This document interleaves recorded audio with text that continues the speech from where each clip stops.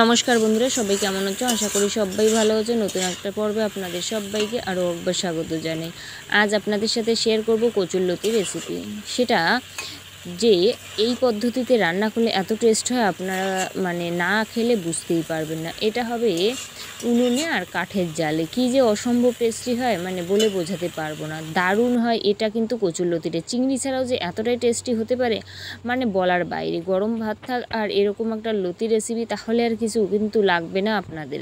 তো চলো রেসিপিটা দেখতে থাকো, আশা করি আপনাদের ভালো লাগবে। তো চলো রেসিপিটা শুরু করা যাক। বানানোর জন্য ফার্স্টে আছে এইখানটায় কচুরলতি।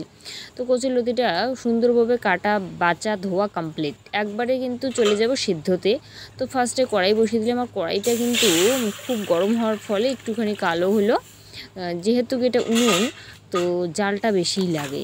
তো জল দিয়ে এটা ভালোভাবে ঢাকনা দিয়ে 5 মিনিটের মতো একটুখানি ভাপে করলেই কিন্তু এনাফ। তো ফিরে আসলাম কিন্তু বন্ধুরা 5 মিনিট পর ঢাকনাটা খুলে নিচ্ছি।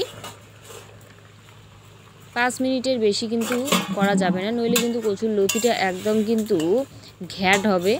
তো সেটা যাতে না নষ্ট হয়, একদম কচুরলতি যেরকম আছে সেরকমই যাতে লম্বা লম্বা থাকে, সেইভাবেই কিন্তু রান্নাটা আমি করব। তো 5 মিনিট পর কিন্তু এরকম একটা ছিদ্রযুক্ত পাত্রে আমি জলটাকে ভালোভাবে ঝরিয়ে নিলাম।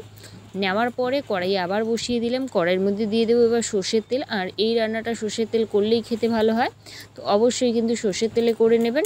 এরপর সর্ষের তেলে দিয়ে দেব এইখানটায় থেতো করা রসুন কয়েক কোয়া। এরপর দিয়ে দেবো পেঁয়াজ কুচি।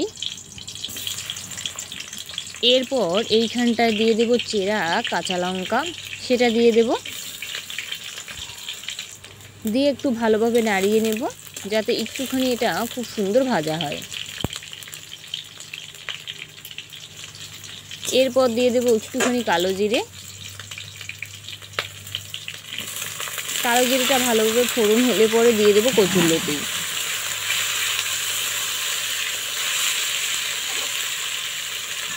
কচুরলতি দেওয়ার পরে কিন্তু খুব ভালোভাবে নাড়িয়ে নিলাম। এরপর দিয়ে দেব এইখানটায় স্বাদ মতো নুন।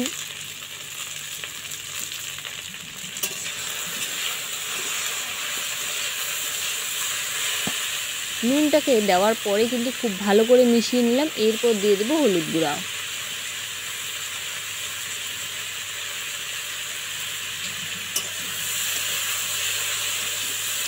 হলুদটাকেও কিন্তু খুব ভালো করে আমি মিশিয়ে নেব। নেওয়ার পরে কিন্তু যখন দেখতে পারবেন একদম লাল লাল করে ভাজা হবে, আর এটা কিন্তু একটুখানি সময় নিয়ে ভাজতে হবে। যখন খুব সুন্দরভাবে ভাজা হবে, একদম লাল লাল, আপনারা দেখে বুঝতেই পারছেন, যাতে কচুরলতিটা খুব সুন্দর ভাজা হয়। আর কচুরলতি যদি ভাজা হয় তাহলে গলায় কখনোই কুটকুট করবে না। আর যেহেতু একটুখানি হালকা মতো ভাপানোই আছে, তাই কিন্তু কখনোই গলায় ধরবে না। তো এই পদ্ধতিতে করে দেখুন। আর ভাজাটা যদি কম হয় তবেই কিন্তু মুখে লাগে। তো অবশ্যই ভাজাটা একটুখানি সময় নিয়ে করলে পরে দেখতেই পারবেন এটা দারুণ হয়, গলায়ও ধরবেন। এরপর দিয়ে দিলাম 1 চামচের মতো এইখানটা পেঁয়াজ বাটা, আর দিয়ে দিলাম জিরে বাটা 1 চামচ, দিয়ে খুব ভালো করে এটা মিশিয়ে নেব। আর যত ভালো মেশানো হবে, যত ভালো ভাজা হবে, তত হবে টেস্টি আর সুস্বাদু খাবার। এটা যখন খুব সুন্দর ভাজা হবে, এইখানটায় দিয়ে দেবো কিন্তু অল্প পরিমাণে একটু জলটা দিয়ে এটা খুব ভালো করে মিশিয়ে নিলাম। এরপর কিন্তু জল দেওয়ার পরে দিয়ে দেবো এইখানটা আরও বাদবাকি যে মশলা, সেটা। তো তার মধ্যে আছে কালো সর্ষে বাটা। আর সর্ষে ছাড়া কখনোই চচ্চড়ি কিন্তু কচুরলতির হয় না। তো সর্ষে বাটাটা দিয়ে দিলাম 2 চামচ, খেতে ভালো হবে সেই জন্যই দিয়ে দিলাম।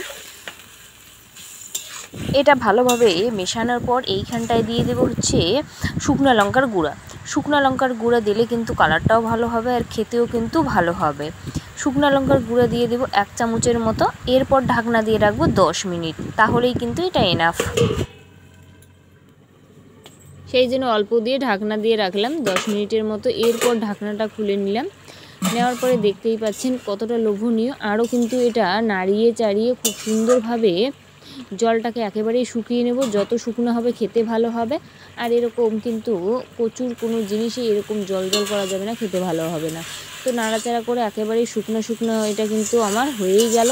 তো এরপরে এটা কিন্তু নামিয়ে নেব। বেশিক্ষণ লাগে না রান্না করতে, খুব সহজেই রান্না হয়, খেতে তো অসম্ভব টেস্টি হয়।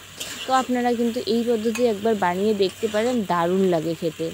তো এটা আমার রেডি, এটা আবার নামিয়ে নেব। নামানোর পরে কিন্তু এটা গরম ভাতের সঙ্গে যদি এটা থাকে আর এক টুকরা লেবু, তাহলে কোনো কথা নেই। আমরা বাঙালি কচু খাবো না সেটা কখনোই হতে পারে না। তো কচু দিয়ে এইভাবে কচুরলতি রান্না করে দেখুন, চিংড়ি ছাড়াই যে এত টেস্টি হয় আপনারা না বানালে বুঝতেই পারবেন না। আশা করি রেসিপিটা আপনাদের ভালো লাগবে। ভালো লাগলে অবশ্যই লাইক কমেন্ট শেয়ার করে দেবেন। চ্যানেলের নতুন দর্শক অবশ্যই চ্যানেলটাকে সাবস্ক্রাইব করে রাখবেন।